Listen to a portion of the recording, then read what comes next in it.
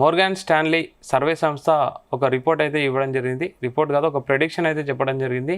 సెన్సెక్స్ అంటే 2026కి సెన్సెక్స్ 1,00,000 అయితే దాటుతుందని అయితే ఒక ప్రెడిక్షన్ చెప్పడం జరిగింది.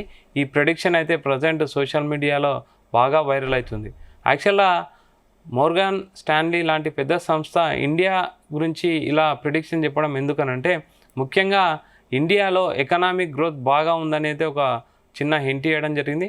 So IT and pharma manufacture కంపెనీలో మంచి గ్రోత్ ఉండడం కూడా ఇండియాలో సెన్సెక్స్ 1 lakh రీచ్ అయ్యే అవకాశం ఉందని చెప్పడం.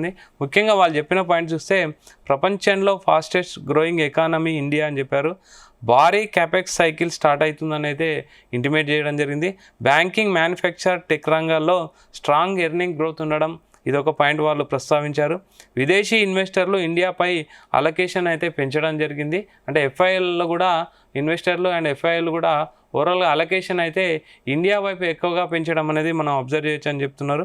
Political stability and reforms long టర్మ్కు పాజిటివ్గా సెంటిమెంట్ అయితే వర్కౌట్ అయిందని చెప్తుంది. ముఖ్యంగా అంటే పాలసీలు ఇంప్లిమెంట్ చేయాలంటే స్టేబుల్ ఒక గవర్నమెంట్ ఉండాలి. ఆ స్టేబుల్ గవర్నమెంట్ అయితే ప్రజెంట్ రన్ అవుతుండడం కూడా ఇండియా గ్రోత్కి అయితే, ఎకనామిక్ గ్రోత్కి అయితే మంచి బూస్టప్ అని చెప్పొచ్చు. సో ఓవరాల్గా మోర్గాన్ స్టాన్లీ క్లియర్గా చెప్తుంది, సెన్సెక్స్ 1,00,000 మార్కును రీచ్ అవ్వడం ఒక డ్రీమ్ కాదు, రోడ్ మ్యాప్ అని అయితే ఖచ్చితంగా చెప్పడం జరుగుతుంది.